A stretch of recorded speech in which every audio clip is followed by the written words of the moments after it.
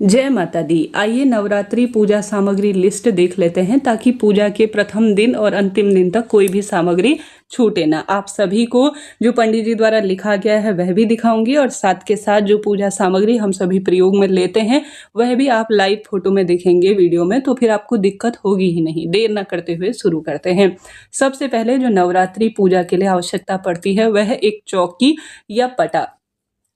जो आपके पास जो है तांबे का है, लकड़ी का है या किसी भी स्वरूप में स्टील इत्यादि का बना हुआ है तो पूजा चौकी आप ले लीजिए। 1 या 2 ले सकते हैं जितनी अपनी क्षमता है। उसके ऊपर बिछाने के लिए लाल या पीला कपड़ा ही आपको लेना चाहिए क्योंकि यही माता रानी का प्रिय है।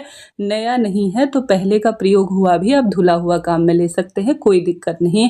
माता रानी की मूर्ति प्रतिमा आपको काम में लेनी है। पुरानी हुई जो है पहले की प्रयोग में उसे ले सकते हैं। आपके यहाँ नई हर साल मिट्टी की लाने का जो है प्रचलन है तो आप उस अनुसार भी कर सकते हैं।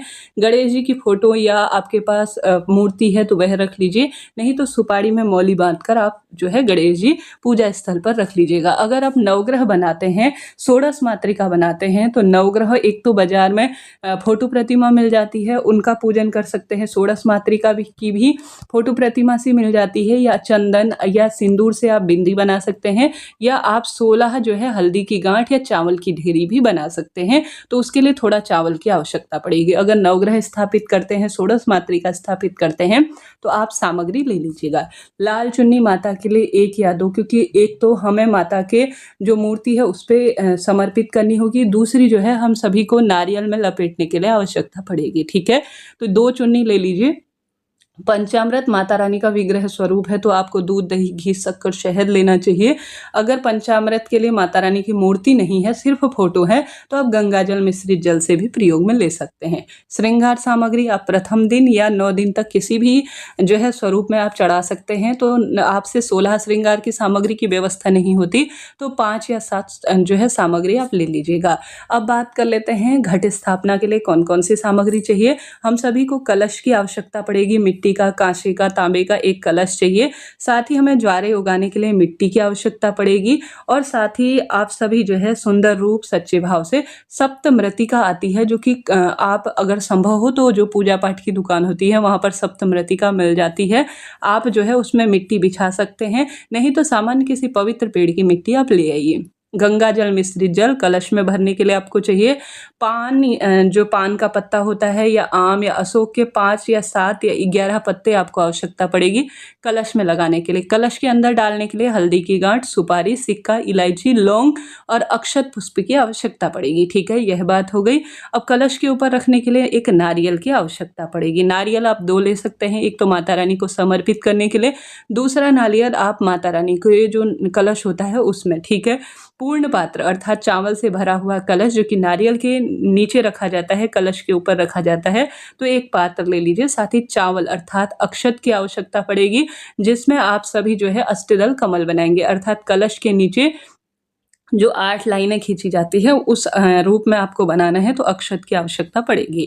आपके लिए कैसे कलश स्थापन करना है, कैसे नारियल आप लोग रखना है, वह वीडियो मैंने पहले प्रसारित कर दिया है, आप जरूर देखिएगा। सामान्य सरल पूजा विधि भी मैंने बता दी है। पूजा सामग्री कब खरीदनी है इसकी जानकारी भी दे दी है, आप जरूर देखिएगा। अगर ज्वारे अगर आप बोते हैं तो आपको जौ, गेहूँ और सप्तधान्य की आवश्यकता पड़ेगी। आप चाहें तो सिर्फ जौ, गेहूँ बो सकते हैं या सप्तधान्य ले सकते हैं तो बहुत ही बढ़िया है। तो ज्वारे उगाने के लिए इसकी आवश्यकता पड़ने वाली है और इसके लिए मिट्टी और पात्र की भी आवश्यकता पड़ेगी। मिट्टी का पात्र आप कोई भी टोकरी ले सकते हैं, बांस की, मिट्टी का पात्र ले सकते हैं, मिट्टी इत्यादि आप प्रबंध कर लीजिए। अब अखंड जोत जलाएंगे तो उसमें आपको मिट्टी का दीपक नया लाना होगा या पहले से रखा हुआ है तो उसे साफ सुथरा कर लीजिए।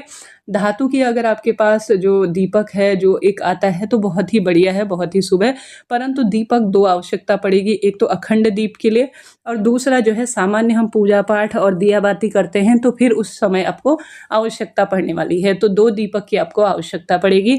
अब दीपक के लिए आप जो है घी की 9 दिन तक लगातार आप बत्ती लगाएंगे। अखंड दीप तो आपको शुद्ध सात्विक जो मिलावट रहित हो उस घी की या तिल के तेल की या सरसों, सब माता रानी को प्रिय है तो इन्हें आप ले लीजिए। घी और तेल जो है वह लगता है करीब करीब 1-2 किलो के आसपास, ज़्यादा नहीं लगता है।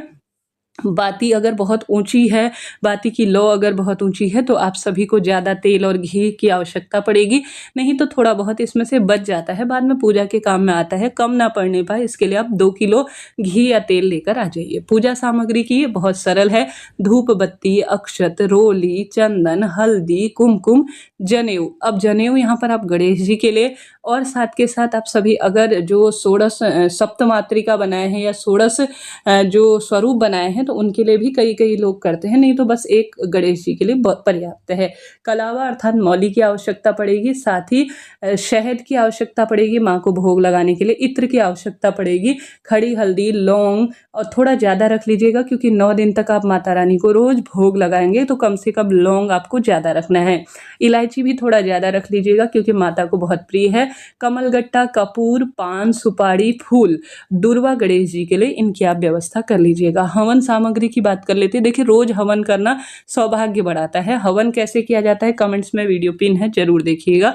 हवन करने के लिए एक मिट्टी का या जो है कोई सा भी आपके पास तांबे का पात्र हो तो उसे आप ले लीजिए और साथ ही गाय का गोबर का उपला जिसे कंडा कहा जाता है बहुत आवश्यक है, तो आप किसी भी बर्तन में कंडे को तोड़ लीजिएगा या उसे साबुत अवस्था में रखकर आप सभी जो है उसी से हवन रोज करेंगे। आम की जो लकड़ी होती है, नवग्रह संविधा होती है, अष्टमी नवमी पर करते हैं या रोज करते हैं तो बाजार में संविधा, नवग्रह संविधा मिल जाती है।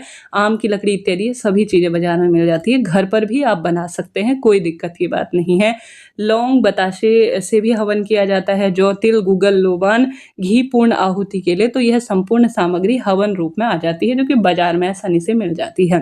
भोग प्रसाद की बात करें तो साधारण सरल तरीके से लौंग बताशे का रोज हमें भोग लगाना है। पंचमेवा आप रोज भोग लगा सकते हैं, मिश्री, मिठाई, पान इत्यादि का आप रोज भोग लगा सकते हैं। यह माता रानी को बहुत प्रिय है, आप जानते होंगे। दिन बार के अनुसार 9 दिनों की जो नवरात्रि होती है, अलग अलग दिन माता को प्रिय वस्तुएं होती हैं, उनका आप भोग लगाएं। बात आती है पूजा के अंत में हम मंत्र जाप करते हैं तो हमें दुर्गा चालीसा, दुर्गा सप्तशती या जो मंत्र की आपने माला है उसकी भी आपको आवश्यकता पड़ने वाली है। तो इस तरह से आप सभी को सर्वश्रेष्ठ में रूप में माँ भवानी की आराधना के लिए इन सामग्री की आवश्यकता पड़ने वाली है। इसके साथ साथ आपके द्वार पर बंधनवार आप ले लीजिएगा, जैसे आम या अशोक के पत्तों को शुभ रूप में बनाकर दरवाजे पर टांगने के लिए, घर के ऊपर झंडा या ध्वजा इत्यादि ले लीजिएगा। हल्दी, कुमकुम, यह सब चीज़ें सामान्य रूप से आवश्यकता पड़ती ही है। आसन जिस पर आप पूजन करेंगे तो यह कम से कम सामग्री है जो प्रयोग में आती है। ठीक है जी, इस तरह से मैंने पूरी बात आपको बताई। आशा है, उम्मीद है ये जानकारी आपके लिए उपयोगी रही होगी। जल का लोटा जरूर रखिएगा, जब आप भोग लगाएंगे तो छोटा सा जल का लोटा या गिलास आपको माता के समक्ष प्रस्तुत करना चाहिए। तो इस तरह से यह नवरात्रि के 9 दिनों की संपूर्ण पूजा सामग्री मैंने आपके समक्ष प्रस्तुत की। वीडियो उचित उपयोगी रहा हो, कोई कमेंट्स हो, कोई बात हो तो आप पूछ सकते हैं। राधे राधे।